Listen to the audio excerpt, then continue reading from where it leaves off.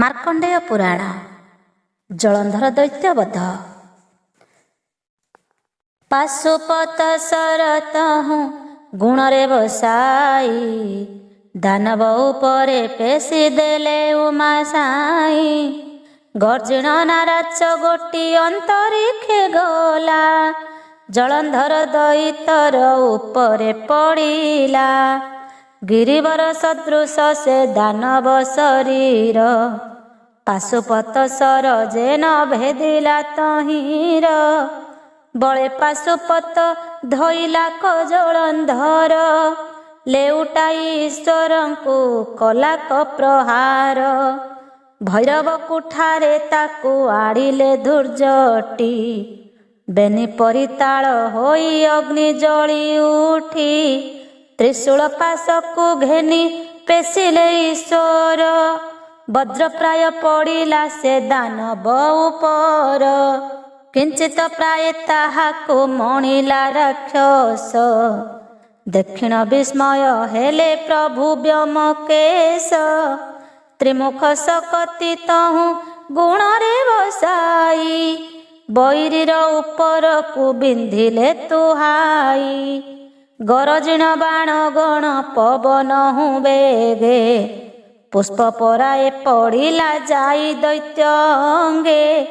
ଅଳପ ହସିଣ ତହୁଁ ବୋଇଲା ଦାନବ, ଏହି ସରେ କି ଜିଣିବୁ ମତେ ମହାଦେବ। ଅତି ତୀକ୍ଷ୍ଣ ବାଣ ଯେବେ କିଛି ଅଛି ତୋର, ବିନ୍ଧ ସେହି ବାଣ ତେବେ ମୋହର ଉପର। ସହିବୁ ତୁ ମୋର ପରାଭବ ଏକା ବେଳେ, ଯେବେ ତୁହି ମହାଦେବ ବୋଲାଉ ଶୟଳେ। ଶୁଣି ସଦାନନ୍ଦ ମନେ ଗୁରୁତର କୋପେ, ବିନ୍ଧିଲେ କ ଜ୍ୱାଳା ବଳି ବାଣ ଅନ୍ତର୍ଯାପେ। କୁହୁଡ଼ି ପ୍ରାୟ କରିଣ ବରସିଲେ ସର, ଅଚଳ ପ୍ରାୟ ରହିଲା ଦୈତ୍ୟ ଜଳନ୍ଧର। କୋପେ ପ୍ରଭୁ ବିଶ୍ୱନାଥ କରି ବାଣ ବୃଷ୍ଟି, ଶକତି କୁଠାର ସିଧାର ବଜ୍ର ଯଷ୍ଟି। ତ୍ରିଶୂଳ ଖଡ଼ଗ ଆଉ ଖଟାଙ୍ଗ ଗୁରୁଜ, ବିଜେ କର୍ଣ୍ଣ କୁଠାର ପରିଘ ମହାତେଜ। ପେଶିଲେ ଅନେକ ଶସ୍ତ୍ର ମାନ ଉମାବର, କେବେ ହେମତି ଭ୍ରମ ଯେ ନୋହିଲା ଅସୁର। କୋପେ ନିଶାଚର ଅଇଲା ଖଗଳ ଗାଜି, ମେରୁ ପଡ଼ିଲା କିଅବା ସିନ୍ଧୁ ମଧ୍ୟେ ଭାଜି। ସେହି ସଦୃଶରେ ଗର୍ଜି ଆସେ ନିଶାଚର, ମହାମେଘ ଜାଣି ଗରଜଇ ଘୋରତର। ଆକର୍ଷି ଧଇଲା ଯାଇ ଈଶ୍ୱରଙ୍କୁ ବେଗେ, ଛଡ଼ାଇ ପିନାକ ଧନୁ ଧଇଲା ସେ ରାଗେ। ତୃଣବେନି ସହିତରେ ଘେନିଲା ଛଡ଼ାଇ, ଊର୍ଦ୍ଧ୍ୱବାହୁ କରି ତାହା ଦେଲା ଫୋପଡ଼ାଇ। ସାଗର ମଧ୍ୟେ ପଡ଼ିଲା ଯାଇ ଧନୁଶର, ରହିଲେ କ ଶୂନ୍ୟ ହସ୍ତ ହୋଇ ଦିଗମ୍ବର। ଅସୁରର କୋପ ଦେଖି ମନେ କଲେ ଭୟ, ଅନ୍ତର୍ଗତେ ଜାଣିଲେ କ ବିଷ୍ଣୁ କୁଶେଲୟ। ସଦାଶିବଙ୍କର କଥା ଜାଣିଲେ ଅଚ୍ୟୁତ, ତକ୍ଷଣେ ଆସି ହୋଇଲେ ତହିଁ ଉପଗତ। ବିଷ୍ଣୁଙ୍କୁ ଦକ୍ଷିଣ ହର କଲେ ନମସ୍କାର, କରପତ୍ର ଯୋଡ଼ି କରି କହନ୍ତି ଉତ୍ତର। ଭୋ ପ୍ରଭୁ ଦୈତ୍ୟ ଅନେକ ଦୁଃଖ ମୋତେ ଦେଲା, ଯେତେ ସର ପେଶିଲେ କେବେ ହେନ ମଲା। କାହାର ତହୁଁ ବରଷେ ପାଇଲା ଦନୁଜ, ଶସ୍ତ୍ରଙ୍ଗରେ ବାଜିଲେ ଦୁଇ ଗୁଣ ତେଜ। 7 ଦିନ ହୋଇଲା ଯେ ସମର ହେଲାଣି, କେବେ ହେ ଦାନବକୁ ମୁଁ ନ ପାରିଲି ଜିଣି। ଏଥକୁ ଉପାୟ ବେଗେ କରି ମଧୁରୀପୁ, କେମନ୍ତେ ତୁଟିବ ଦାନବର ବଳବପୁ। ନାରାୟଣ ବୋଇଲେ ହେ ଶୁଣ ବିଶ୍ୱାସ, ଆମ୍ଭେ ତ ଜାଣୁ ଦନୁଜ ଜୀବ ଯେହ୍ନେ ନାଶ। ଏହାର ଭାରି ଯା ନାମ ଅଟେ ବୃନ୍ଦାବତୀ, ସ୍ୱାମୀର ଭକତା ଅଟେ ସେହି ମହାସତୀ, ତାହାର ଉପରେ ହିଁ ଅସୁର ବଳିଷ୍ଠ। ସମସ୍ତ ଜିଣିଲା ମନ୍ଦ ଏ ପାମର ଦୁଷ୍ଟ, ଯହିଁ ଯେତେକ ଅନ୍ୟାୟ କରଇ ଅସୁର। ଭାରି ଯାର ତପ ବଳେ ସବୁ ଯାଏ ପାର, ଏହାର ଘରଣୀ ସତୀ ପଣ କଲେ ନାଶ। ତେବେ ସେ ଯୁଦ୍ଧରେ ଯାଇ ପଡ଼ିବ ରାକ୍ଷସ, ତୁମ୍ଭେ ତାହାର ସିଂହରୁ ନ ଛାଡ଼ ସମର। ଆମ୍ଭେ ଯାଉଅଛୁ ଏବେ ଏହା ନିଜ ଘର, ଉପାୟ ଭାଙ୍ଗିବା ବୃନ୍ଦାବତୀ ସତୀ ବ୍ରତ। ତେବେ ଯୁଦ୍ଧରେ ବିନାଶ ହୋଇବ ନିୟତ, ଏତେ ବୋଲି ହରଙ୍କୁ ଯେ ନିଜ ଶସ୍ତ୍ର ଦେଇ। ଜଳନ୍ଧର ପୁରେ ବିଜେ କଲେ ଲକ୍ଷ୍ମୀ ସାଇ, ଦାନବର ସଙ୍ଗେ ଯୁଦ୍ଧ କରେ ସଦାନନ୍ଦ। ରାତ୍ର ଦିବସରେ ଅନୁକ୍ଷଣେ ମହାଦ୍ୱନ୍ଦ, ନାରାୟଣ ଗମିଲେ ଯେ ଜଳନ୍ଧର ପୁରେ। ପ୍ରବେଶ ହୋଇଲେ ଯାଇ ଅସୁର ମନ୍ଦିରେ, ପାତାଳ ଭୁବନେ ତାର ନବରତ୍ନ ପୁରୀ। ତହିଁ ଅଛି ବୃନ୍ଦାବତୀ ଜଳନ୍ଧର ନାରୀ, ବରେହା ଋଷିର ସେହି ଅଟଇ ନନ୍ଦିନୀ। ରୂପ ଗୁଣ ସୁନ୍ଦରୀ ସେ ଅପୂର୍ବ କାମିନୀ, ସତୀ ସାଧବୀ ଯେ ଅଟେ ସୁଲକ୍ଷଣୀ। ଜଳନ୍ଧର ଦୈତ୍ୟର ଯେ ଅଟଇ ଘରଣୀ, ତାହାର ସତ୍ୟବରତ ଭାଙ୍ଗିବାର ପାଇଁ। ବିଷ୍ଣୁ ବିଜେ କଲେ ନିଜେ ମାୟା ରୂପ ହୋଇ, ଜଳନ୍ଧର ଦଇତର ଯେମନ୍ତ ମୂରତି। ନବମୁଖ ନାସା ନେତ୍ର ବଚନ ପ୍ରକୃତି, ସେହି ସଦୃଶରେ ହୋଇ ଗଲେ ଜଗନ୍ନାଥେ। ସର ଏକ ଗୋଟା ଧରି ଅଛନ୍ତି ଯେ ହାତେ, କେଶବାସ ସମ୍ଭାଳ ମୁଖ ତମ ତମ। ଶ୍ରୀଅଙ୍ଗରୁ ଝାଳ ବହି ପଡ଼େ ଗମ ଗମ, ଶରୀରରୁ ଧୀର ପଡ଼ୁଅଛି ଛିଦ୍ର ହୋଇ। ଚରଣ ଧୂଳି ପବନ ବେଗେ ଉଡ଼ି ଯାଇ, ଅଧର ଶୁଖିଛି ଶ୍ୱାସ ବାୟୁ ବହେ ଖରେ। ଅସୁରପୁରେ ମିଳିଲେ ଏ ସନ ପ୍ରକାରେ, ପାଣି ଘେନି ବୃନ୍ଦାବତୀ ଦ୍ୱାରେ ଥିଲେ ବସି। ସ୍ୱାମୀ ପ୍ରାୟ ମଣି ପାଦ ପଖାଳେ ସେ ଆସି, ଚରଣ ଉଦକ ନେଇ ସିଞ୍ଚିଲା କସିରେ। ଗର୍ଭକୁ ଖେପି ଅଙ୍ଗୁଷ୍ଠି ଦେଲା କଚକ୍ଷୁରେ, ସ୍ୱାମୀର ହସ୍ତ ଧରିଣ ସଦନକୁ ନେଲା। ପଲଙ୍କ ଉପରେ ନେଇ ବିଜେ କରାଇଲା, ଆପଣା କରେ ଆଲଟ କରି ଶୁଭ୍ର କେଶୀ। ଧୀର ଧୀର କରିଣ ଯେ ବିଞ୍ଚଇ ଆଶ୍ୱାସୀ, କୋମଳ ବଚନେ ତାଙ୍କୁ ପଚାରେ ତରୁଣୀ। କାହା ତୁଲେ ସ୍ୱାମୀ ଋଣ କରୁଥିଲ ପୁଣି, ବହୁତ ଶ୍ରମ ଅଙ୍ଗରେ ହୋଇଲା ତୁମ୍ଭର। ସ୍ନାନ ସାରିଣ ମଣ ହିଁ ବେଗେ ଯାଇ କର, ଶ୍ରୀହରି ବୋଇଲେ ତୁରେ ଶୁଣ ପ୍ରାଣ ସଖୀ। ମୁହିଁ ହୋଇଅଛି କାମ ସରେ ବଡ଼ ଦୁଃଖୀ, ଈଶ୍ୱର ଘରଣୀ ଯେ ପାର୍ବତୀ ନାମେ ନାରୀ। ତାହାକୁ ଦେଖିଣ ମୁଁ ଯେ କାମ ସରେ ଘାରି, ବଳେ ସେହି ଯୁବତୀକୁ ଆଣନ୍ତେଣ ମୁହିଁ। ମୋହର ତୁଲେ ସମର କଲା ତାର ସାଇ, 8 ଦିନ ହୋଇଲା ମୁଁ ବହୁ ଯୁଦ୍ଧ କଲି। କେବେ ହେ ତାହାକୁ ମୁହିଁ ଜିଣି ନ ପାରିଲି, ବୋଇଲା ପାମର ତୁହି ଅଟୁ କିସ ଜାତି। କିସ ନାମ ତୋର କେଉଁ କୂଳେ ଉତ୍ତପତି, ଶ୍ରମ ପାଇଣ ବିଚାର କଲି ମୋର ମତି। ମୋ ଭାରିଜା ଠାରୁ ନୁହେଁ ସୁନ୍ଦରୀ ପାର୍ବତୀ, ଏଥକୁ ଯୁଦ୍ଧ କରିବି କିମ୍ପା ଅକାରଣେ। ଏତେ ବୋଲି ବାହୁଡ଼ି ଯେ ଅଇଲି ସଦନେ, ତୁ ମତେ ସୁରତି ଦିଅ ଆଗ ପ୍ରାଣ ସହି। ମଦନ ନଳ ଆଉ ନୁହଇ ଯେ ସହି, ସ୍ୱାମୀର ବଚନ ଅଲଙ୍ଘିତ କରି ସତୀ। ନିଜ ଅଙ୍ଗ ସମର୍ପିଲା ନାରାୟତ କତି। ବୃନ୍ଦାବତୀ ନାରାୟଣ ଦୁହେଁ ଅଙ୍ଗ ସଙ୍ଗ, ସମରେ ସେ ଜଳନ୍ଧର କଲା ପ୍ରାଣ ତ୍ୟାଗ। ସୁଦର୍ଶନ ଚକ୍ର ପେଶି ଦେଲେ ସଦାଶିବ, ବେନି ଖଣ୍ଡ ହୋଇ ଛିଡ଼ି ଗଲା ଦୈତ୍ୟ ଗ୍ରୀବ। ବିଶାଳ ଅଙ୍ଗ ତାହାର ମନ୍ଦର ସଦୃଶ, ବିଂଶ ଜୁଣ ଉଟ ସାର ଯେ 10 କ୍ରୋଶ। ଏଡ଼େ ବଡ଼ ପିଣ୍ଡ ଗୋଟି ବେନି ଖଣ୍ଡ ହୋଇ, ପଡ଼ିଲା ଯେ ନିଶାଚର ଘୋର ରଡ଼ି ଦେଇ।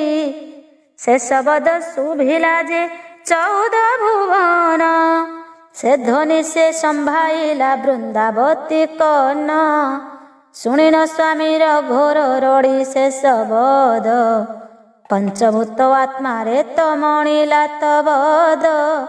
ବୋଇଲା ସ୍ୱାମୀ ମୋହର କତିରେ ଅଛଇ, ଆବର ଦୂରେ ସ୍ୱାମୀଙ୍କ ଗର୍ଜନ ଶୁଭଇ। ଏମନ୍ତ ସେ ବୃନ୍ଦାବତୀ କରନ୍ତେ ବିଚାର, ଅନ୍ତର୍ଯ୍ୟାମୀ ନାଥ ତାହା ଜାଣି ଚକ୍ରଧର। ବୋଇଲେ ଦାନବ ପଡ଼ିଲାଣି ତ ସମରେ, ଆଉ କାହିଁ ପାଇଁ ଥିବି ଅସୁର ମନ୍ଦିରେ। ଏତେ ବୋଲି ନିଜ ରୂପ ଧରି ଦେବରାଜ, ଦେଖି କରି ବୃନ୍ଦାବତୀ ହୋଇଲେ ଆଶ୍ଚର୍ଯ୍ୟ। ବିଚାର ଇଏ ହୁଅଟେ କେବଳ ପୁରୁଷ, ପତିବ୍ରତା ସତୀବ୍ରତ କଲା ମୋର ନାଶ। କପଟ ରୂପ ଧରିଣ ଅଇଲା ସେ କାହୁଁ, ନିଶ୍ଚୟ ଜାଣିଲି ନୁହେଁ ମୋର ପ୍ରଭୁ ଏହୁ। କହୁ କହୁ ମନେ ହେଲା ଗୁରୁତର କୋପ, ବିମୁଖ ହୋଇ ବିଷ୍ଣୁଙ୍କୁ ଦେଲା ଅଭିଶାପ। ମାୟା ପୁରୁଷ କପଟ ରୂପ ତୁ ଧଇଲୁ, ଅଜ୍ଞାନ ରୂପେ ମୋହର ତପନାଶ କଲୁ। ତହିଁକି ସାପ ମୋହର ଘେନରେ ପାମର, ପାଷାଣ ରୂପକୁ ଧରୁ ଶରୀର ତୋହର। ବୃନ୍ଦାବତୀ କି ବୋଲନ୍ତି ପ୍ରଭୁ ନାରାୟଣ, ତୁ ଗୋ ମହାସତୀ ଏବେ ମୋ ବଚନ ଶୁଣ। ଏହି ତୋହର ପତି ଯେ ଜଳନ୍ଧର ଦୈତ୍ୟ, ସଂସାରରେ ଅପକୀର୍ତ୍ତି ଅର୍ଜିଲା ବହୁତ।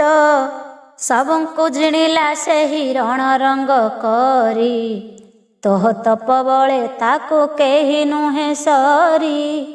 ଏଡ଼େ ବଡ଼ ମନ୍ଦ ବୁଦ୍ଧି କଲା ତୋର ପତି, ଈଶ୍ୱରଙ୍କ ପତ୍ନୀ ଆଦି ମାତା ଯେ ପାର୍ବତୀ।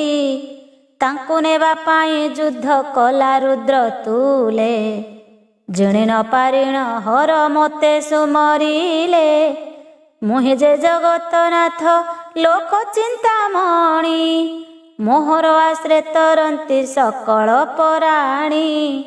ମୁହିଁଟି ଜାଣ ସକଳ ଜନ୍ତୁଙ୍କ ଜୀବନ, ସନ୍ଥ ଜନ ପ୍ରତି ପାଳି ନାଶଇ ଦୁର୍ଜନ।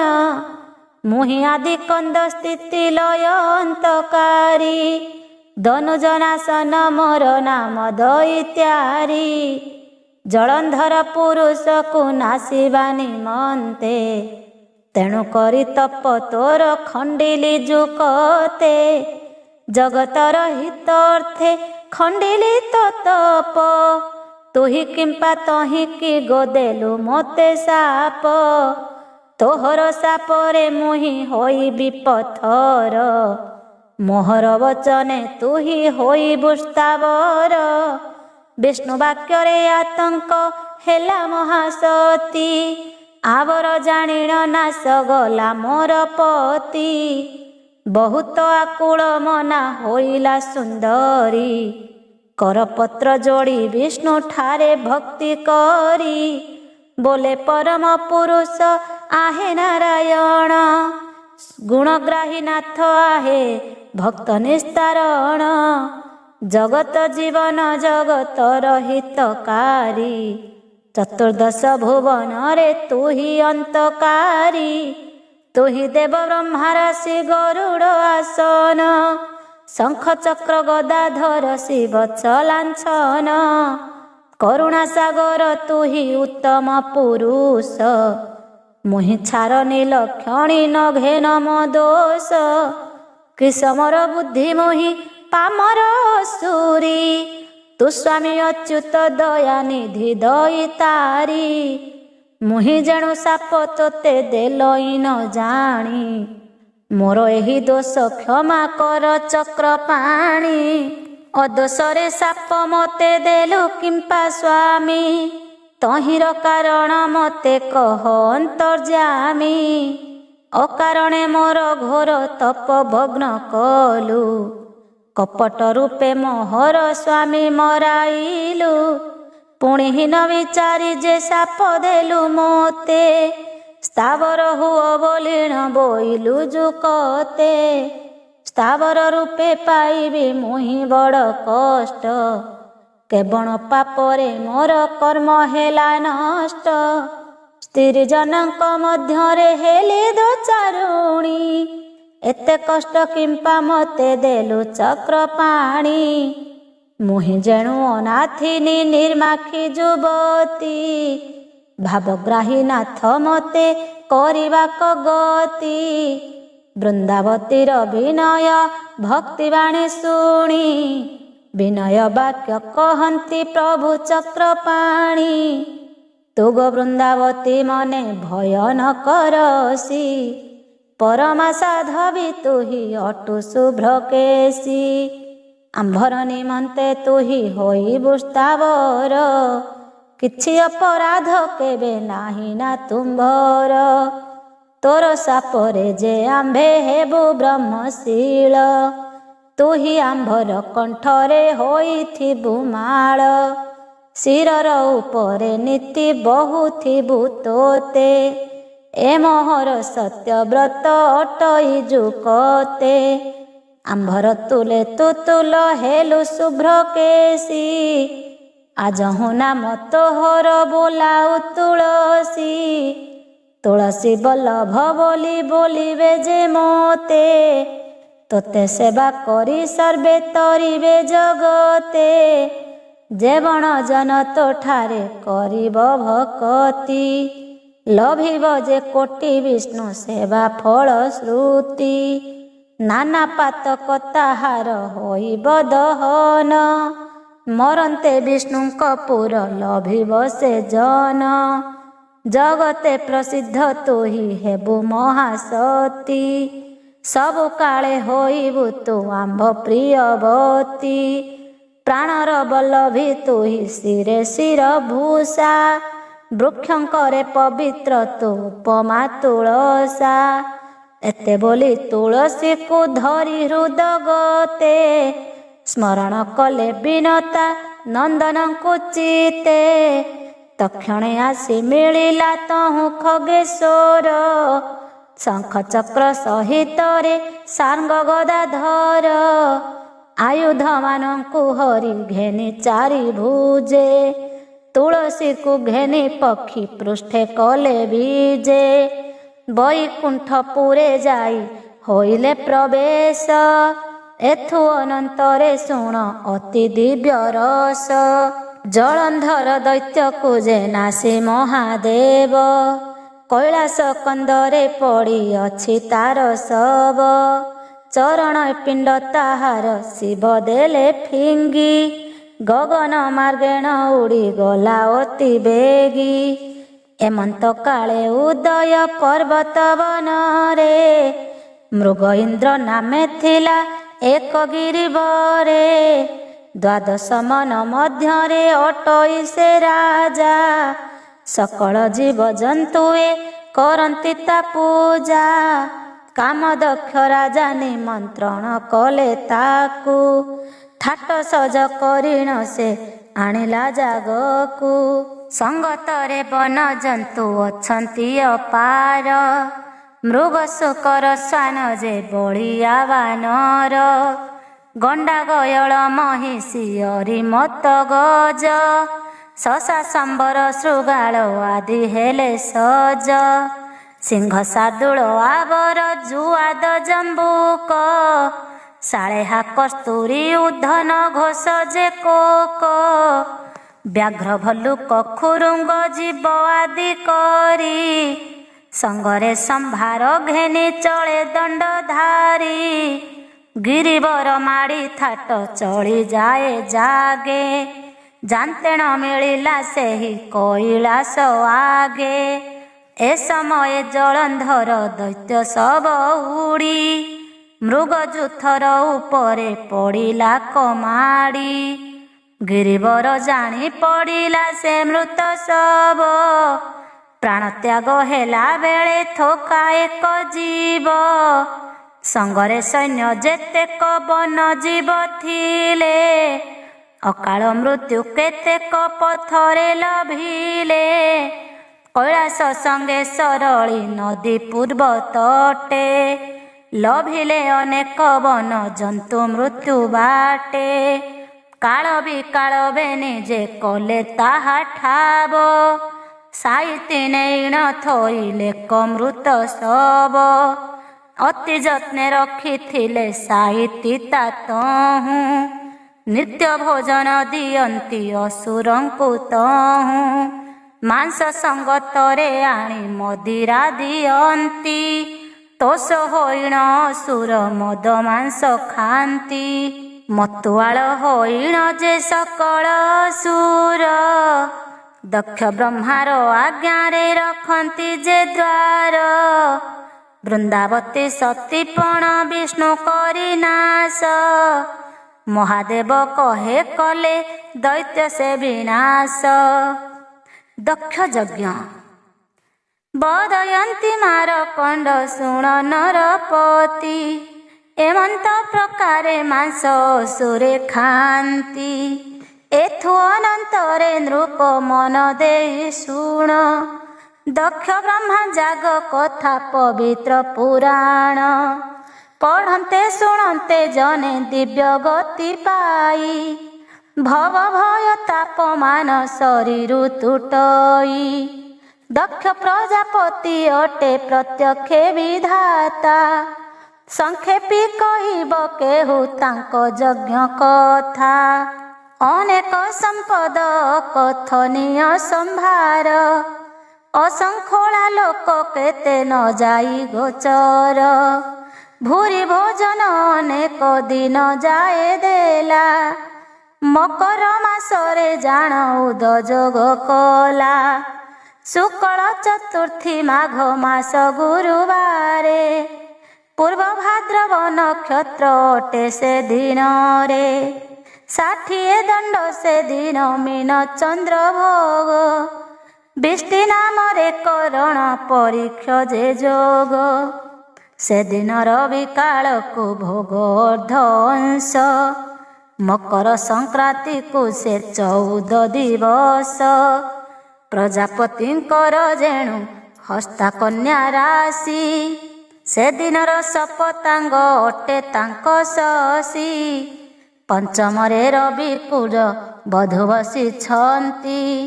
ନିଧନରେ ଶନି ପଞ୍ଚମରେ ବୃହସ୍ପତି। ଏମନ୍ତରେ ଗ୍ରହମାନେ ଶପତାଙ୍ଗ ଯୋଗ। ସେଦିନ ସେ ଦକ୍ଷ ବ୍ରହ୍ମା ଜାଗ ଉଦ ଯୋଗ। ପ୍ରଭାତରୁ ଉଠି ନିତ୍ୟ କର୍ମ ମାନ ସାରି। ଯଜ୍ଞ ସ୍ଥାନେ ମିଳିଣ ମଙ୍ଗଳ ବିଧି କରି। ଚନ୍ଦ୍ରକାନ୍ତି ବୋଲି କରି ଦକ୍ଷର ଘରଣୀ। ମଙ୍ଗଳ ବେଶ ହୋଇଲା ସେହି ଯେ ତରୁଣୀ। ପତି ପତ୍ନୀ ବସିଲେ ସୁବର୍ଣ୍ଣ ଆସନେ। ଜାଗକୁ ପୁଣି ଆରମ୍ଭ କଲେ ବେନି ଜନେ। ବିଦ୍ୱଜନ ମାନେ ଆସି ସଂକଳ୍ପ କରନ୍ତି। ସୁଲକ୍ଷଣୀ ନାରୀ ମିଳି ହୁଳ ହୁଳି ଦିଅନ୍ତି। ମଙ୍ଗଳ ମହୁରୀ ବାଦ୍ୟ ଶୁଭେ ଶଙ୍ଖ ଧ୍ୱନି। ମଙ୍ଗଳ ଉତ୍ସବ ତହିଁ କଲେ ଅତ୍ରି ମୁନି। ବ୍ୟାସ ମୁନି ସଂକଳ୍ପ କରାନ୍ତି ଆପणे। ଏଥୁ ଅନନ୍ତରେ କଥା ଶୁଣିବ ରାଜନେ। ବ୍ରହ୍ମା ସହିତ ସକଳ ସୁର ନାଗଗଣ। ଯାଗଶାଳାରେ ଯେ କରୁଛନ୍ତି ବିଚରଣ। ଯେଉଁ ଲୋକମାନେ ଛନ୍ତି ଚରାଚରେ ପଶି। ଏମନ୍ତ ବେଳରେ ଉଦ୍ଦାଳକ ମହାରୁଷି। ଅଗସ୍ତି ଋଷିଙ୍କୁ ତହିଁ ପୁଛିଲେ ସଭାରେ, ବୋଇଲେ କଥାଏ ପୁଣି କହିବା ଛାମୁରେ। ମହାଯଜ୍ଞ କରୁଛନ୍ତି ଦକ୍ଷ ପ୍ରଜାପତି, କେତେବେଳେ ସମର୍ପଣ କରିବା ଆହୁତି। ବସିଅଛ ଏଥୁ ତୁମ୍ଭେ ସର୍ବ ମହାମୁନି, ଭଲ ଯୋଗ ବେଳ ଏକ ବାଛିଥାଅ ଘେନି। ଅଗସ୍ତି ବୋଇଲେ ଶୁଣ ଆହେ ମୁନି ବର, ଯୋଗ ଘେନିବାକୁ ଶକ୍ତି ଅଛଇ କାହାର। ଯୋଗ ବୋଲି ବୋଲଇଟି ତୁମ୍ଭେ ଯେଉଁ ବାଣୀ, ସେ ଯୋଗର ମହିମା ଯେ ଶୁଣ ପରିମାଣି। ଯେବଣ ବେଳେ ସୃଷ୍ଟି ହୋଇଲା ଅନ୍ତର, ଯୋଗ ସ୍ୱରୂପଟି ହୋଇଲେ କନିରାକାର।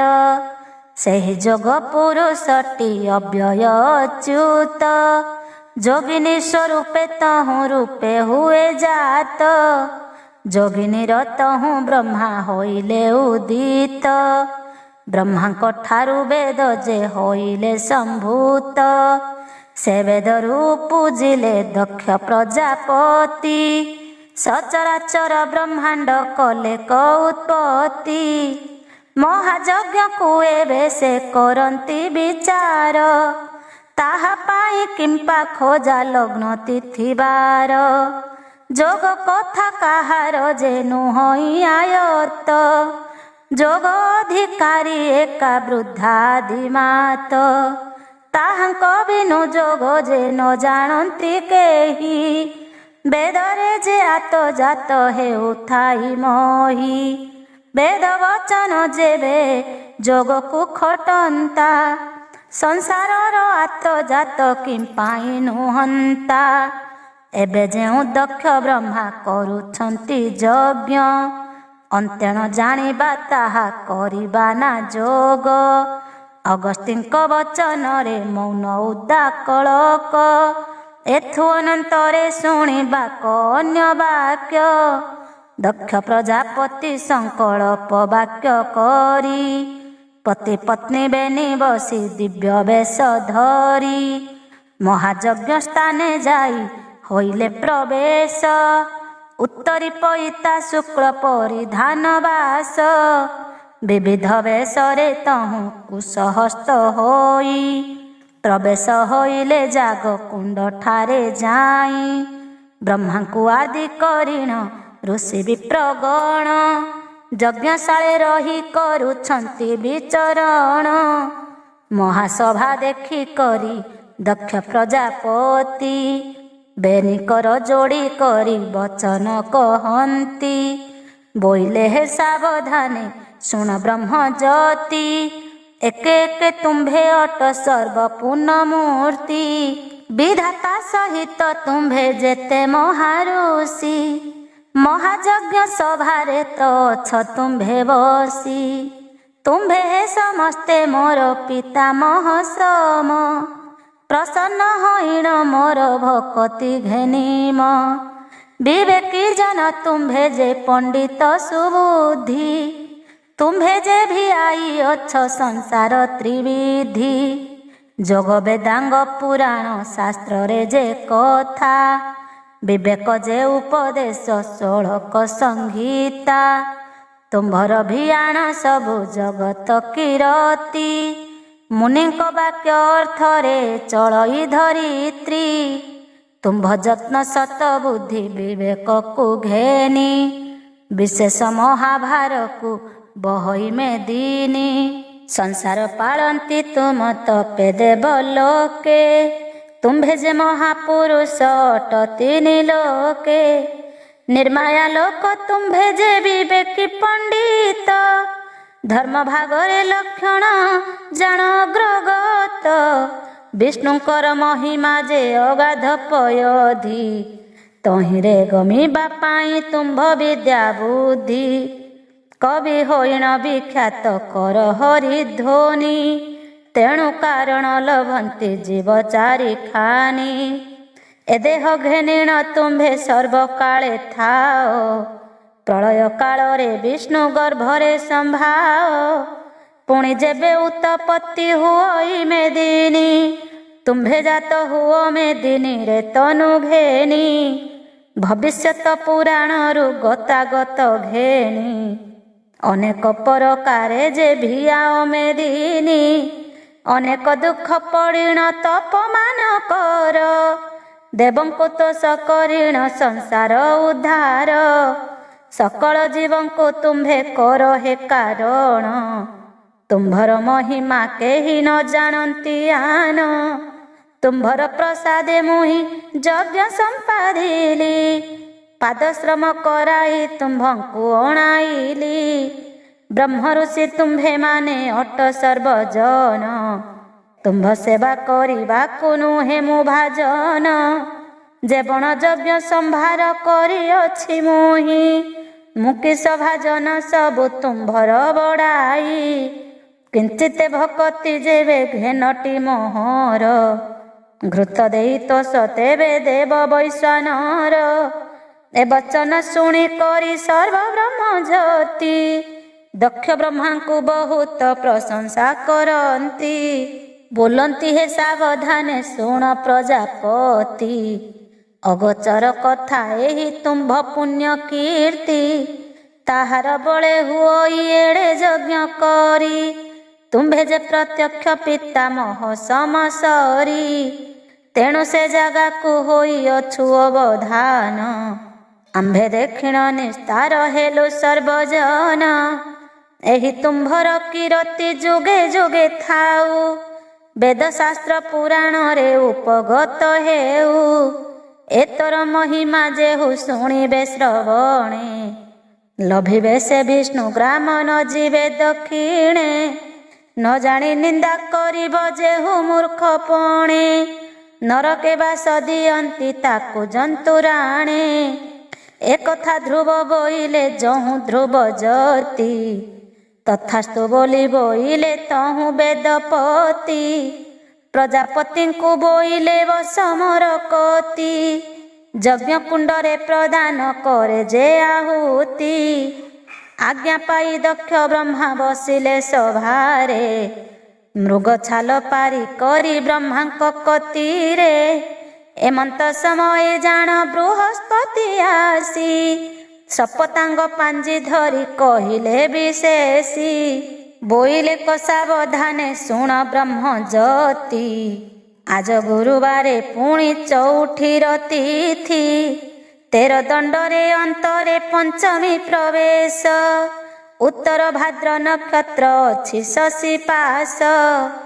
मीन नामे चंद्र जेपरि घ नामे जोग बिष्टि नामे करण को त्रांस दंड भोग बिष्टि अवशेषरे अमृत लग्न बेल जाग कुंडे नेई ब्रिजे कराओ नळ बृहस्पति बोइले जा शुण ऋषि माने विचारे जोगाइला सभिंकर मने नव नळ संजात पुणी कराइले यज्ञ कुंडर भितरे नेण थोइले अगुरु चंदन देई ढालिले घृत मंत्र मने उच्चारण कले तपवंत श्रुभ काठ मूल धरी धाता निज करे घृत निउड़ंती नेई अनल उपरे पवित्र काठ मान जे चंदन गंभारी ऋषिगण बेढ़ी लदी दियंती संचा करी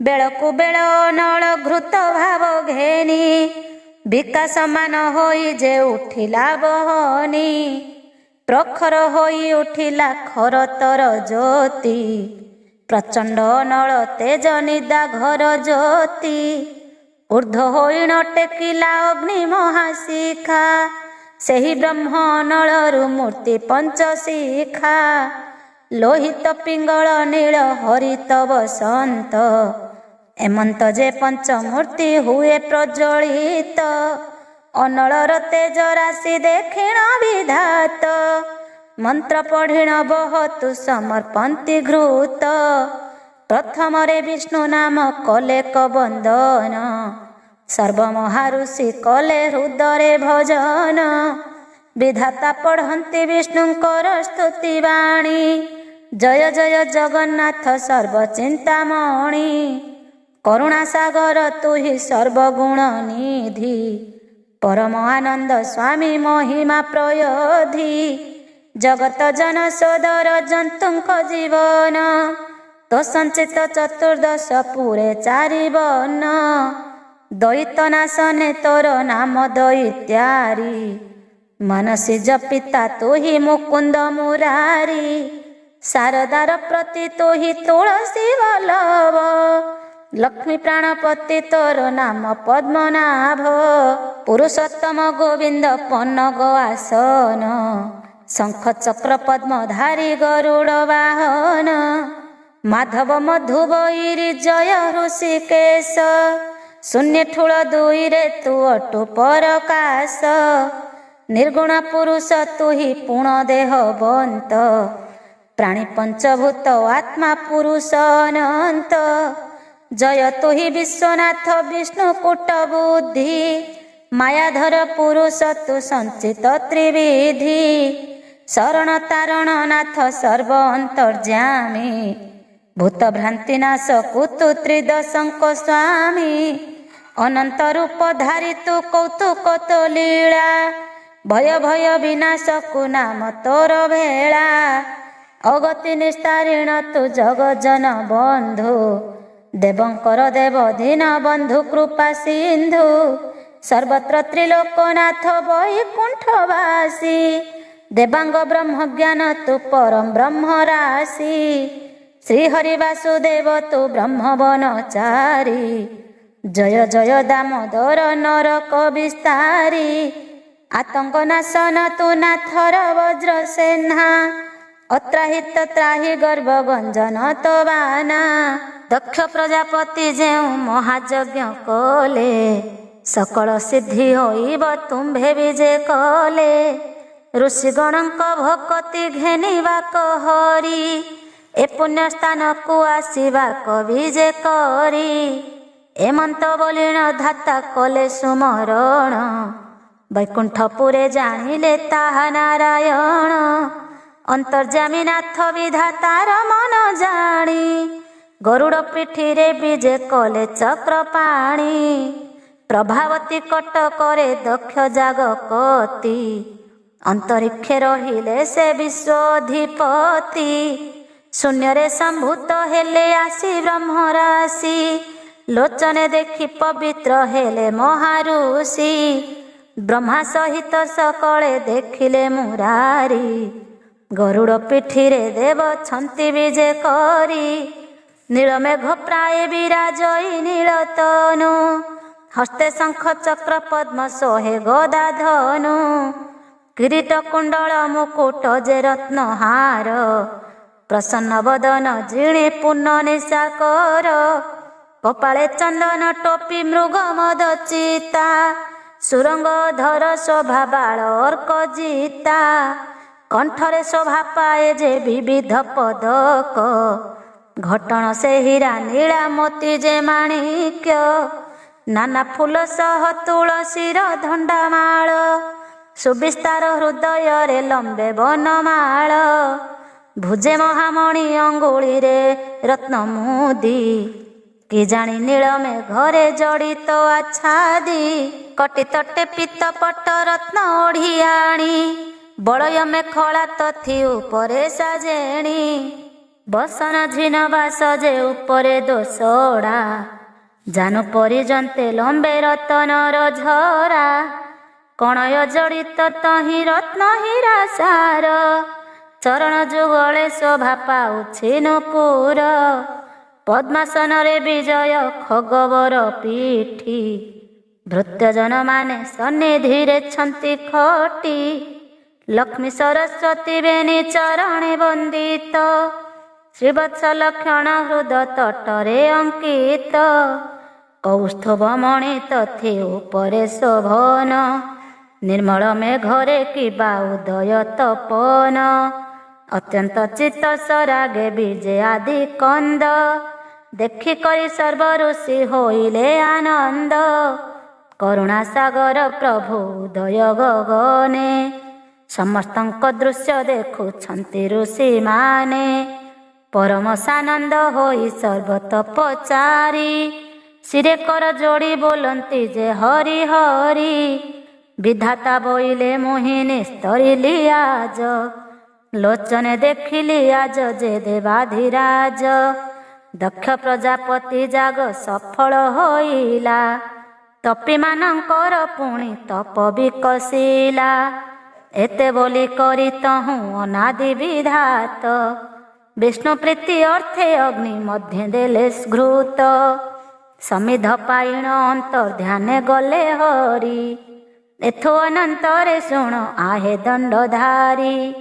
ଦକ୍ଷ ବ୍ରହ୍ମା ଯାଗ ଶାଳେ ସର୍ବ ମହାରୁଷି। ବିଧାତାଙ୍କ ସହିତରେ ଅଛନ୍ତି ଯେ ବସି। ଅଗ୍ନିମନ୍ତ୍ର ପଢ଼ି ଦିଅନ୍ତି ଅନଳରେ ଘୃତ। ଗାୟନ କରନ୍ତି ସାମବେଦ ତପବନ୍ତ। ଚତୁର୍ମୁଖ ବ୍ରହ୍ମା ପଢ଼ୁଛନ୍ତି ଚାରି ବେଦ। ଗହ ଗହ ମହାଧ୍ୱନି ଶୁଭ ଈଶବଦ। ସୁଲଭ ପୁଣ୍ୟ ସଭା ଦୁର୍ଲଭ ପୁଣ୍ୟ ଗୋତ୍ରୀ। ଋଷିଗଣ ଘେନିବି ଯେ ଯହିଁ ପରମେଷ୍ଠି। 10 ଖର୍ବ ମହାଋଷି 7 ଖର୍ବ ଦ୍ୱିଜ। ଏତେ ଲୋକ ସହିତରେ ଆପେ ବିପ୍ରରାଜ। ସେହି ଏକାଗ୍ରତେ ହସ୍ତେ ଶୃଙ୍ଗ କାଠି ଘେନି। ଢାଳନ୍ତି ଗୁଆ ଘୃତ ଯେ ପୂଜନ୍ତି ବହନି। ଦେବଙ୍କର ନାମ ଧରି ସମର୍ପନ୍ତି ଘୃତ। ଇନ୍ଦ୍ର ବରୁଣ କୁବେର ଆବର ନୈଋତ। ଯମ ଆଦିତ୍ୟଙ୍କୁ ଆଦି କରି ବିଶ୍ୱଦେବ। 10 ଦିଗ ପାଳ ବିହନ୍ତା ପୁରୁଷ ସର୍ବ। ତାର 12 ଯୋଗ ଲଗ୍ନ କରିଣ ଯେ ଆଦି। ଶପଥ ସାଗର ସହିତରେ ସୁର ନଦୀ। ଯକ୍ଷ କିନ୍ନର ଆବର ଉରଗ ପିଶାଚ। କିନ୍ନରୀ ଯେ ବିଦ୍ୟା ଧରି ଭୂତ ଯେ ରାକ୍ଷସ। ଜଣ ଜଣଙ୍କର ନାମ ଧରି ମହାମୁନି। ଘୃତ ନିଉଡ଼ନ୍ତି ତହିଁ ପ୍ରଚଣ୍ଡ ବହନି। ବେଦବାକ୍ୟ ଉଚ୍ଚାରଣ ସ୍ୱାହା ସ୍ୱାହା ବିଧି। ଓଙ୍କାର ଶବଦରେ ପଢ଼ନ୍ତି ମନ୍ତ୍ର ସିଦ୍ଧି। ଅନଳ ଉପରେ ଢାଳି ଦିଅନ୍ତି ଗୁଆ ଘୃତ। ଅଗୁର ଚନ୍ଦନ କାଠ ପକାନ୍ତି ବହୁତ। ଶ୍ରୀଫଳ ତଣ୍ଡୁଳ ନାରିକେଳ ଇକ୍ଷୁରାଶି। ଜବକୁଶ ଆଦି କରି ପଞ୍ଚରତ୍ନ ମିଶି।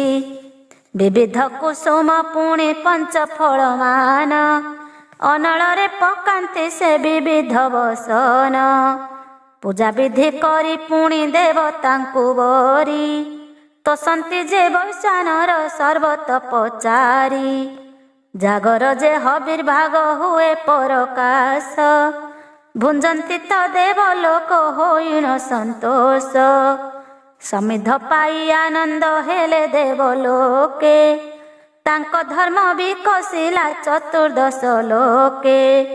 ସକଳ ଜୀବଜନ୍ତୁ ଏ ହୋଇଲେ ତୃପତି। ଅସଂଖ୍ୟ ମହିମା ଅରଜିଲେ ପ୍ରଜାପତି। ସକଳ ଋଷିଗଣଙ୍କୁ ସଙ୍ଗତରେ ଘେନି। ସାବଧାନ ହୋଇଛନ୍ତି ଦିବସ ରଜନୀ। ନଗରର ଲୋକମାନେ ବଞ୍ଚନ୍ତି ଆନନ୍ଦେ। କାହାରି ତ ଚିନ୍ତା ନାହିଁ ଧାତା ପରସାଦେ। କୃତାନ୍ତ ଦଣ୍ଡ ନାଶନ ଅଭୟ ପଞ୍ଜର। ମହାଦେବ ଦାସକୁ ଏ ସଂସାରୁ ଉଦ୍ଧର। ନାରଦ ଋଷିଠାରୁ ଦକ୍ଷ ଯଜ୍ଞର ସମ୍ବାଦ। ପାର୍ବତୀଙ୍କର ଆଗମନ। ନାରଦ ଋଷି ମେଲାଣି ମାଗି ଯହୁଁ ଗଲେ। ଶୁଣ ହେ ସୁରଥ ରାଜା ଯେଉଁ କୃତ୍ୟ କଲେ। ଦକ୍ଷ ବ୍ରହ୍ମାଙ୍କର ଜାଗ ଭାଙ୍ଗିବା ନିମନ୍ତେ। କୈଳାସପୁରକୁ ଚଳି ଗଲେ ତପୋବନ୍ତେ। ଗମନ୍ତେ ଏକ ଦିବସେ କୈଳାସପୁରେ। ପାର୍ବତୀ ଜଣାଇଲେ ଯେ ଶିବଙ୍କ ଛାମୁରେ। ବୋଇଲେ ହୋ ସାବଧାନେ ଶୁଣ ଦେବରାଜ। ସୁଲଭ ବାରତା ଗୋଟି ପାଇଲି ମୁଁ ଆଜ। ପ୍ରଭାତ ସମୟେ ମୁହିଁ ସ୍ନାନ କରି ଗଲି। ପାବନୀ ଗଙ୍ଗା ତୀରରେ ସଚୀଙ୍କୁ ଭେଟିଲି। ଅନେକ ଦେବ ସ୍ତ୍ରୀ ଛନ୍ତି ତାଙ୍କ ମେଳେ। ବହୁତ ସମ୍ପଦେ ପଥ ମଧ୍ୟ ଯାଉଥିଲେ। ମୁଁ ତାହାଙ୍କୁ ପଚାରିଲି କେଣିକି ଯାଉଛ। ସେ ବୋଇଲେ ଜାଗ କରୁଅଛନ୍ତି ସେ ଦକ୍ଷ। ପ୍ରଭାବତୀ କଟକେ ସେ ଅନେକ ସମ୍ପଦେ। ତୁମ୍ଭର ପିତା ଯେ ଯଜ୍ଞ କରୁଛନ୍ତି ହାଦେ, ସକଳ ପୁର ଲୋକେ ଯେ ମିଳିଛନ୍ତି ତହିଁ। ଦେହଧାରୀ ଜନେ ନ ଯିବାର କେହି ନାହିଁ, ଆମ୍ଭେ ଯେ ତହିଁକି ଯାଉ ଅଛୁ ଜାଗ ଦେଖି। ତୁମ୍ଭେ ତହିଁକି ନ ଯାଇ କହିଛ କାହିଁକି, ଏବେ ଜଣାଇଣ ଆସ ଯାଇ ଈଶ୍ୱରଙ୍କୁ। ଏକ ସଙ୍ଗେ ଯିବା ଦକ୍ଷ ବ୍ରହ୍ମାଙ୍କ ଯଜ୍ଞକୁ, ମୁହିଁ ତାହାଙ୍କୁ ବୋଇଲି ଯାଅ ବେଗ ହୋଇ। ସ୍ୱାମୀ ବୋଇଲେ ପାରଇ ସିନା ମୁହିଁ ଯାଇ, ବିଳମ୍ବ ଦେଖିଣ ସ୍ୱର୍ଗ ପୁର ବିଳାସିନୀ। ପ୍ରଜାପତି ଯଜ୍ଞକୁ ସେ ଗଲେ କଇନ୍ଦ୍ରାଣୀ, ଅଇଲି ତୁମ୍ଭ ଛାମୁରେ ମୁହିଁ କହିବାକୁ।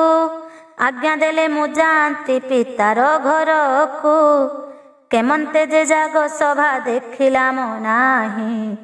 ବହୁତ ଶ୍ରଦ୍ଧା ହୋଇଛି ମୋର ତହିଁ ପାଇଁ, ତୁମ୍ଭେ ଆଜ୍ଞା ଦେଲେ ଯାଇ ଆସିବଇଁ ବେଗେ। ବହୁତ ଦିବସ ମୁହିଁ ନ ରହିବି ଜାଗେ, ଶୁଣିକରି ସଦାନନ୍ଦ ଅଳପ ଯେ ହସି। ବୋଇଲେ ବାଇକି ତୁମ୍ଭେ ହେଲ ଶୁଭ୍ର କେଶୀ, ଯେବେ ଯାଗ କରୁଥାନ୍ତେ ତୁମ୍ଭର ଯେ ପିତା, ଆମ୍ଭଙ୍କୁ କିମ୍ପାଇଁ ଦେଇ ନଥାନ୍ତେ ବାରତା। ବାଟରେ ବାରତା କାହାଠାରୁ ତୁମ୍ଭେ ଶୁଣି, ତହିଁକି ଉସତ ପ୍ରିୟ ହେଉଅଛ ପୁଣି। ଯୁବତୀଙ୍କର ବାରତା ନୁହଁ ଯେ ସତ୍ୟ, ଆବର କଥା ଏ ଶୁଣ କହିବା ଉଚିତ। ପିତା ହୋଇ କରି ଯେବେ ନ ଲୋଡ଼ଇ କାର୍ଯ୍ୟେ, ତୁମ୍ଭେ ସେହି ଠାବକୁ ଗୋଯିବ କେଉଁ ଲାଜେ।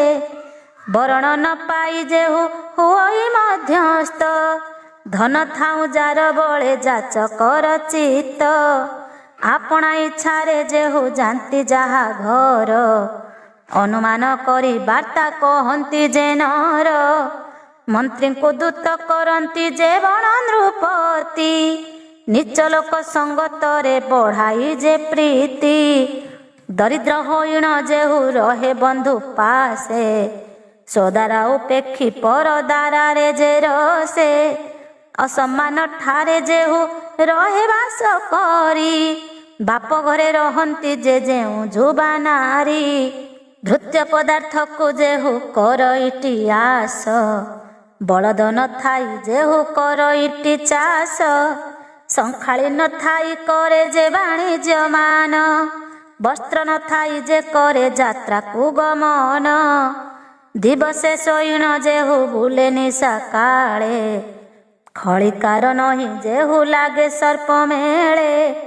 ମୈତ୍ର ଘରକୁ ଯେହୁ ଯାନ୍ତି ଋଣ କରି, ପର ପଦାର୍ଥରେ ଯେହୁ ହୁଏ ଲଗାହାରି। ଜଳ ନଳେ ଲଗାନ୍ତି ଯେହୁ ପରାକ୍ରମ, ପ୍ରଭୁ ବଚନକୁ ଯେବା କରେ ମନେ ତମ। ନଟ ବୃତ୍ତି ଦେଖି କରି ହରନ୍ତି ଯେ ଦିନ, ଭଣ୍ଡାରୀରେ ଭୃତ୍ୟ ପୁଣି ହୁଅନ୍ତି ଯେ ଜନ। ଶ୍ୱଶୁରର ଅନ୍ନ ଖାଇ ବଞ୍ଚେ ଯେ ଜୁଆଇଁ, ଏତେ ଲୋକଙ୍କୁ ଅଧର୍ମୀ ବୋଲି ହାଦେ କହି। ତୁ କେମନ୍ତ ଭରଣେ ଯିବୁ ପିତା ଘର, ଏଡ଼େ ଉପହାସ ଆଉ କି ଅଛି ସଂସାର।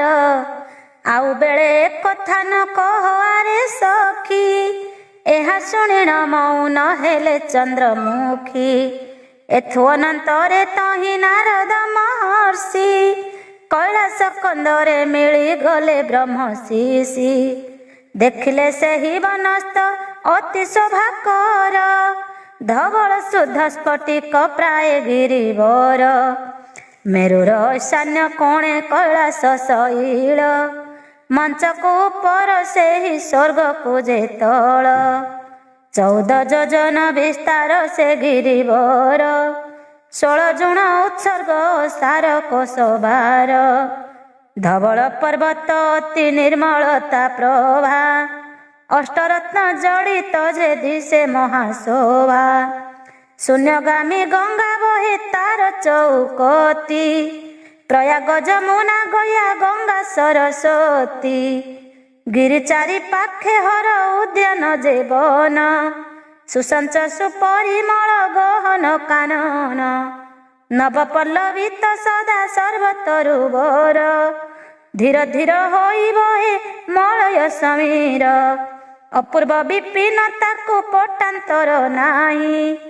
ରବିର ପ୍ରଖର ତେଜ ନ ଲାଗଇ ତହିଁ, ବରଷା କାଳେ ଯେ ମେଘ ନ କରନ୍ତି ଧ୍ୱନି।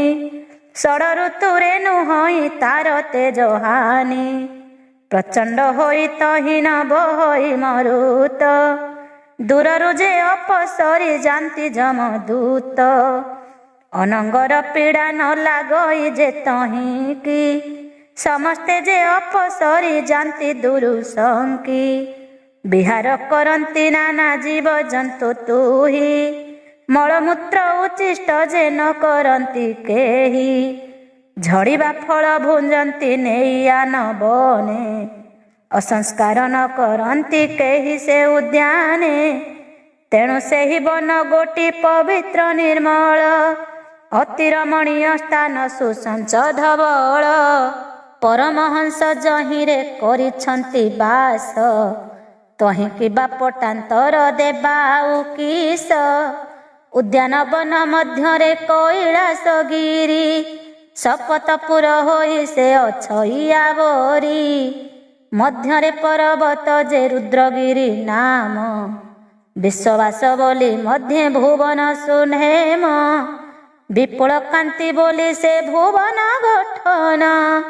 ଅଷ୍ଟରତ୍ନ ନାମ ସେହୁ ହୋଇଛି ନିର୍ମାଣ, ଯୋଗବତୀ ନାମେ ଅଛି ଏକ ସିଂହାସନ। ସେଠାରେ ନାରଦ ଭେଟିଲେ କତ୍ରିଲୋଚନ, କନକ ଆସନ ପରେ ବ୍ୟାଘ୍ର ଚମ ମାଡ଼ି। ବସିଛନ୍ତି ମହେଶ୍ୱର ଯୋଗ ବାଟ ଭିଡ଼ି, ପଞ୍ଚାନନ ଦିଗମ୍ବର ପଞ୍ଚତତ୍ତ୍ୱ ଜ୍ଞାନୀ। ପଞ୍ଚଦଶ ଲୋଚନ ଯେ ଧ୍ୟାନ ଜ୍ଞାନ ବେଣୀ, ଶିରରେ ଜଟା ଭାର ଯେ ଆଭରଣ ଫଣି। ଶୁଦ୍ଧ ହେମ ମୁକଟରେ ବହଇ ତ୍ରିବେଣୀ, ଚମ୍ପା ଗୟସ ଦୁଦୁରା ବକୁଳ ରଖ। ପଞ୍ଚଶିର ଉପରେ ଯେ ଶୋହେ ପଞ୍ଚମାଥ, ଦଶକର୍ଣ୍ଣ ତଟରେ ଯେ ନବରତ୍ନ ମଣି। ବାମ କରେ ଶୋଭିତ ଯେ ଅଶେଷ ଧରଣୀ, ଅନନ୍ତ ପଇତା କୋଟି ଦେଶ ଆଭରଣ। ଭୁଜରେ ଶୋଭନ ଅଟେ ତମ୍ଭାର କଙ୍କଣ, ଅର୍ଦ୍ଧାଙ୍ଗେ ଚନ୍ଦନ ଯେ ଅର୍ଦ୍ଧାଙ୍ଗେ ବିଭୂତି। ଶୁଦ୍ଧ ଶୁକ୍ଳ ଯେ ତନୁସର ଚନ୍ଦ୍ରକାନ୍ତି, କଟିରେ କଛଟା ଶୋହେ ପନଗମେ ଖଳା। ହୃଦୟରେ ଲମ୍ବଇ ଯେ ରୁଦ୍ରାକ୍ଷର ମାଳା, ତ୍ରିଶୂଳ ଦମ୍ବରୁ ଆଉ ଖଟାଙ୍ଗ ଶକତି। ଶ୍ରୀକରେ ଶୋଭା ପାଏ ତା ବାଳ ଅର୍କ ଜ୍ୟୋତି, ଅନ୍ତରିକ୍ଷେ ଡମ୍ବରୁ ଯେ ବାଜଇ ଛାମୁରେ। ପରମ ପୁରୁଷ ମନ ପରମ ଜ୍ଞାନରେ, ଯୋଗାଧି ପୁରୁଷ ଯେହୁ ମହାଜ୍ଞାନୀ ଯୋଗୀ। ଅଚିନ୍ତା ପରମ ବାୟୁ ଧ୍ୟାନ ଜ୍ଞାନ ଭୋଗୀ, ଶୁଦ୍ଧ ସ୍ଫଟିକ ପୁରୁଷ ସଦାନନ୍ଦମତି। ବାମ ଅଙ୍ଗେ ବିଜୟ ଯେ ଅବଳା ପାର୍ବତୀ, ଦକ୍ଷିଣେ ଯେ ଗଣପତି ପଶ୍ଚିମେ କାର୍ତ୍ତିକ।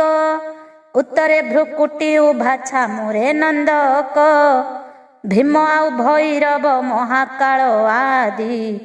ଏକାଦଶ ରୁଦ୍ର ଗଣ ସହିତେ ସମ୍ପାଦି, ସିଦ୍ଧ ଗଣ ସାଧକ ଯେ ଭଗବନ୍ତ ଯୋଗୀ। ଜଙ୍ଗମ ସନ୍ନ୍ୟାସୀ ସେ ହୁଅ ଘୋରି ବୈରାଗୀ, ଯେ ଯାହାର ଭାବରେ ଯେ ମହେଶ୍ୱର ବେଢ଼ି। ସେବା କରୁଅଛନ୍ତି ଯେ ପଟୁଆର ପାଡ଼ି, ଏମନ୍ତ ବେଳେ ନାରଦ ମୁନି ତପଚାରି। ଈଶ୍ୱରଙ୍କ ପାଦ ପଦ୍ମେ ନମସ୍କାର କରି, ଦେଖିକରି ସଦାନନ୍ଦ ଉଠିଲେ ତଡ଼ତି। ନାରଦଙ୍କୁ ତୋଳି କରି ବସାଇଲେ କତି, ବୋଲନ୍ତି ଯେ ହସ ହସ ହୋଇ ତ୍ରିଲୋଚନ। କହ କହ ମୁନି କିସ କାର୍ଯ୍ୟ ଆଗମନ, ଆସିଲ କେ ବଣ ଭୁବନରୁ ମୁନି ମଣି। ସଂସାର ବାରତା କିସ କିଅଛ ଯେ ଆଣି, ବ୍ରହ୍ମା ବି ଯେ କରିଛନ୍ତି ଆଜି କେଉଁ ପୁରେ। ତହିଁର ବାରତା ମତେ କହ ମୁନି ବରେ, ନାରଦ ବୋଇଲେ ଜଗତ କର୍ତ୍ତା ଯାକୁ ବୋଲ। କ୍ଷଣକେ ବର୍ତ୍ତନ୍ତି ଜୀବ ଜନ୍ତୁ ଯେ ସକଳ, ଦକ୍ଷ ପ୍ରଜାପତି ପୁରେ ଅଛନ୍ତି ବିଧାତା। ଆମ୍ଭେ ଜାଣିଅଛୁ ମଧ୍ୟ ତହିଁର ବାରତା। ସେ କଥାକୁ ଏକ ମନେ ଶୁଣ ଦେବହର। ଦକ୍ଷ ପ୍ରଜାପତି ସେହୁ ତୁମ୍ଭର ଶ୍ୱଶୁର। ପ୍ରଭାବତୀ ନାମେଣ ଯେ କଟକ ଭିଆଇ। ମହାଯଜ୍ଞ ସଭା କରୁଅଛନ୍ତି ଯେ ତହିଁ। ସକଳ ଲୋକଙ୍କୁ ସେହୁ ନିମନ୍ତ୍ରୀ ଆଣିଲେ। ତୁମ୍ଭଙ୍କୁ ସେଡ଼େ ବଡ଼ କାର୍ଯ୍ୟ ନ ଲୋଡ଼ିଲେ। କାର୍ଯ୍ୟରେ ଆଗ ଜୁଆଇଁ ଝିଅଙ୍କୁ ଯେ ବରି। ତୁମ୍ଭେ ପ୍ରତ୍ୟକ୍ଷ ଈଶ୍ୱର ବନ୍ଧୁ ସଙ୍ଗେ ସରି। ପାର୍ବତୀଙ୍କ ପରା ଝିଅ ଶିବ ପରା ଜ୍ୱାଇଁ। ଦକ୍ଷ ବିଧାତା ଲୋଡ଼ା ନ କଲେ କାହିଁ ପାଇଁ। କେବଳ ବିଗୁଣ ଯେ ଅଛଇ ତୁମ୍ଭର। ଏକଥା ମୋର ମନକୁ ନଗଲା ଗୋଚର। ନହିଲେ ଦକ୍ଷ ବ୍ରହ୍ମା ନ ଲୋଡ଼ିଲେ କେମନ୍ତ। ତେଣୁ କରି ଅଇଲି ମୁଁ ବୁଝିବା ନିମନ୍ତେ। ତୁମ୍ଭେ କହିଲେ ଜାଣିବି ସିନା ଦୋଷା ଦୋଷ। କିମ୍ପାଇଁ ପ୍ରଜାପତି ନ କଲେ ପୌରୁଷ। ଈଶ୍ୱର ବୋଇଲେ ଆମ୍ଭେ ନୋହୁଁ ଦୋଷକାରୀ। କାହା ପାଇଁ ଦକ୍ଷ ବ୍ରହ୍ମା ଆମ୍ଭଙ୍କୁ ନ ବରି। ଆମ୍ଭେ ଜ୍ୟେଷ୍ଠ ଜୁଆଇଁ ତା ବ୍ୟବହାରରେ ସାର। ବିଶେଷରେ ତ ଦେବଙ୍କୁ ପରମ ଈଶ୍ୱର। ଆମ୍ଭଙ୍କୁ ସେହୁ ଯଦ୍ୟପି ବରଣ ନ କଲେ। ତାହାଙ୍କର କାର୍ଯ୍ୟ ସେହି ସିନା ବିନାଶିଲେ। ଏ ବଚନ ଶୁଣି କରି ବୋଇଲେ ନାରଦ। ଆଉ କଥା ଏ ଶୁଣିବା ହେଉ ସଦାନନ୍ଦ। ତୁମ୍ଭଙ୍କୁ ତ ନ ଲୋଡ଼ିଲେ ଝିଅଙ୍କୁ ଲୋଡ଼ନ୍ତେ। ଏ କୃତ୍ୟ ସେ ପ୍ରଜାପତି କଲେ କି ନିମନ୍ତେ। ପାର୍ବତୀଙ୍କୁ ଚାହିଁ ପୁଣି ବୋଲନ୍ତି ମହର୍ଷି। ଏ କଥା କେମନ୍ତେ ମଣିଲେ ଯେ ଶୁଭ୍ର କେଶୀ। ଦକ୍ଷ ବ୍ରହ୍ମା ଠାରେ ତୁମ୍ଭେ କଲ କେଉଁ ଦୋଷ। ଜନ୍ମ କଲା ପିତା କିମ୍ପା କଲା ଏଡ଼େ ରୋଷ। ଏଡ଼େ କାର୍ଯ୍ୟ କରିଣ ନ ବରିଲା ତୋତେ। ଏହାଠାରୁ ମାନହାନି ଅଛି କି ଜଗତେ। ତୁମ୍ଭେ ଜ୍ୟେଷ୍ଠ ଝିଅ ଅଟ କୁଳ ମୁଖ୍ୟ ମାନ। ତୁମ୍ଭଙ୍କୁ କଲେ ସେ କିମ୍ପା ଏଡ଼େ ହାନିମାନ। ସବୁଙ୍କୁ ବରିଲେ ଚାଣ୍ଡାଳୁ ଯେ ବ୍ରହ୍ମ ଯାଏ। ତୁମ୍ଭଠାରେ କାହିଁ ପାଇଁ ଏଡ଼େ ନିର୍ଦ୍ଦୟେ। ବାପ ଘରକୁ ଝିଅର ସଦା ବଡ଼ ଆଶ। ସେ ଆଶାକୁ ଯେଉଁ ପ୍ରାଣୀ କରଇ ନିରାଶ। ନ ଦେଇ ନ ଦେଲି ବୋଲି ଯେହୁ କହେ ମିଛେ। ଦିନା କେତେ ଭଣ୍ଡି ନାସ୍ତି କରଇ ଯେ ପଛେ। ନବତନ ଫଳ ଯେ ନ ଦିଅ ଈଶ୍ୱରେ। ନ ଦେଇ ବିଷ୍ଣୁଙ୍କୁ ଫୁଲ ଘେନଇ ଯେ ଶିରେ। କାର୍ଯ୍ୟ ଘରେ ଯେହୁ ଲୋଡ଼ା ନ କରେ ବାନ୍ଧବ। ଆପଣା ସୁଖ ପାଇଁ ଯେ ଲୋଡ଼ଇ କୁଟୁମ୍ବ। ଅତିଥି ଦ୍ୱାରେ ବସାଇ କରଇ ଯେ ଗ୍ରାସ। ବାର ବ୍ରତ କରି ଯେହୁ ପିନ୍ଧେ କଳା ବାସ। ଅମାବାସ୍ୟା ସଂକ୍ରାନ୍ତି ବିଷ୍ଣୁବାସ ଦିନ। ତୈଳ ଅଙ୍ଗେ ଯେ ଘେନି କରଇ ସ୍ନାହାନ। ସ୍ତ୍ରୀ ପୁରୁଷରେ ଯେହୁ କରଇ ବିଚ୍ଛେଦ। ଅଦୋଷୀ ଲୋକଙ୍କୁ ଯେହୁ କହେ ପରମାଦ। ବିଷ୍ଣୁ କିରତି ବଖାଣି ହୋଇବାର ଠାଇଁ। ଗୋଳ କରନ୍ତି ଯେ ଜନ ଆନ କଥା କହି। ଅକାତରେ ପର ନିନ୍ଦା କରେ ଯେଉଁ ଜନ। ସଜାତି ଲୁଚାଇ କହେ ଯେଟେକ ବଚନ। ପରର ସମ୍ବଳେ ଯାନ୍ତି ଯେହୁ ତୀର୍ଥ କରି। ଜ୍ୟେଷ୍ଠ କନିଷ୍ଠ ବେନିକୁ କରନ୍ତି ଯେ ସରି। ଗୁଣ ବିଗୁଣ ବେନି କରନ୍ତି ଯେ ସମ।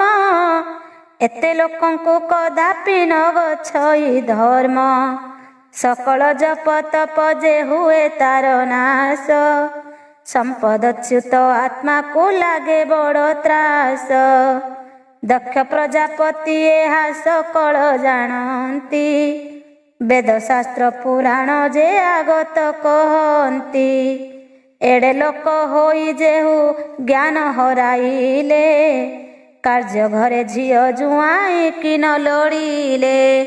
ଆବର ସର୍ଜିଲେ ଅପକୀର୍ତ୍ତି ପ୍ରଜାପତି। ସକଳ ଦେବଙ୍କୁ ଆଣି କରନ୍ତି ଆଳତି। ଦେବତାଙ୍କ ପାଇଁ ସିନା କରି ଯଜ୍ଞ ବ୍ରତ। ତୁମ୍ଭ ପିତା କରିଅଛି ଦେବତାଙ୍କୁ ଭୃତ୍ୟ। ସମ୍ପତ୍ତି ପଟଳ ଅଟେ ଏତେ ହତଶିରି, ଇନ୍ଦ୍ରକୁ କରିଅଛି ଯେ ଦ୍ୱାର ଅଧିକାରୀ। ଆବର ଦେବଗଣଙ୍କ କଥା କିମ୍ପା ଗଣ, ଈଶ୍ୱର ପରା ପ୍ରଭୁଙ୍କୁ ନ କଲା ବରଣ।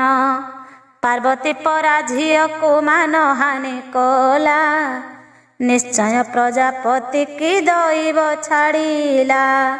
ଶାସ୍ତ୍ରରେ ସେ କହିଅଛି ଏ ସନକ ବିଧି, ସମ୍ପଦ ହୋଇଲେ ପ୍ରାଣୀ ନ ଚିହ୍ନଇ ଆଦି। ବଡ଼ ଲୋକଙ୍କର ତୁଲେ କରଇ ବିବାଦ, ବାଦ ଆଚରିଲେ ସରେ ସକଳ ସମ୍ପଦ। ଆତ୍ମା ବଡ଼ାଇ କରିଣ କହଇ ଯେ ଜନ, ଧର୍ମହାନି ହୋଇ ସେହୁ ହରାଏ ଜୀବନ। ଦକ୍ଷ ବ୍ରହ୍ମ ଋଷି ହୋଇ ହୋଇଲେ କବଣା, ଯେଣୁ ମହାଋଷି ଆତ୍ମା ଜ୍ଞାନ କରେ ଊଣା।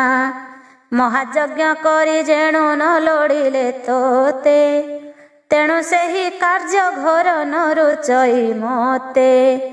ଅବ୍ୟବହାର କଥା ମୁହିଁ ସହି ନ ପାରିଲି, ପିତାଙ୍କୁ ମେଲାଣି ମାଗି ବାହାର ହୋଇଲି। ମୁହିଁ ତୋହର ଖୁଡ଼ୁତା ଅଟେ ଶୁଭ୍ର କେଶୀ, ତୋହାର ଅପମାନରେ ଅଇଲି ମୁଁ ଋଷି। ତୁହି ଯେବେ ଥରେ ଯିବୁ ପ୍ରଭାବତୀପୁର, ଶୁଣିବୁ ସେ ସବୁ କଥା ପିତାର ବ୍ୟବହାର। କି କାରଣେ ଦକ୍ଷ ବ୍ରହ୍ମା ନ ଲୋଡ଼ିଲେ ତୋତେ, ବୁଝିଲେ ସିନା ମନରୁ ଯିବୁ ତା ପରତେ।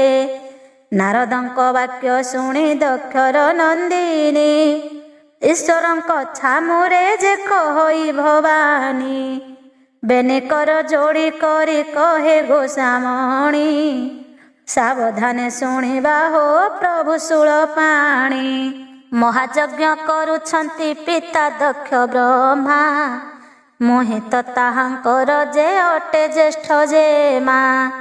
କିମ୍ପାଇଁ ସେ କାର୍ଯ୍ୟ ଘରେ ନ ଲୋଡ଼ିଲେ ମୋତେ, ଏଥିର ଚରିତ ମୁହିଁ ଜାଣିବି କେମନ୍ତେ। ଏଥକୁ ମନେ ମୋହର ହେଉଅଛି ବ୍ୟଥା, ଆଜ୍ଞା ହୋଇଲେ ଆସିବି ବୁଝି ସର୍ବ କଥା। ମୋତେ ଏଡ଼େକ ବିରୋଧ କଲେ କାହିଁ ପାଇଁ, ତାହାଙ୍କର ମନେ ମୁହିଁ ପଡ଼ିଲି ବା ନାହିଁ।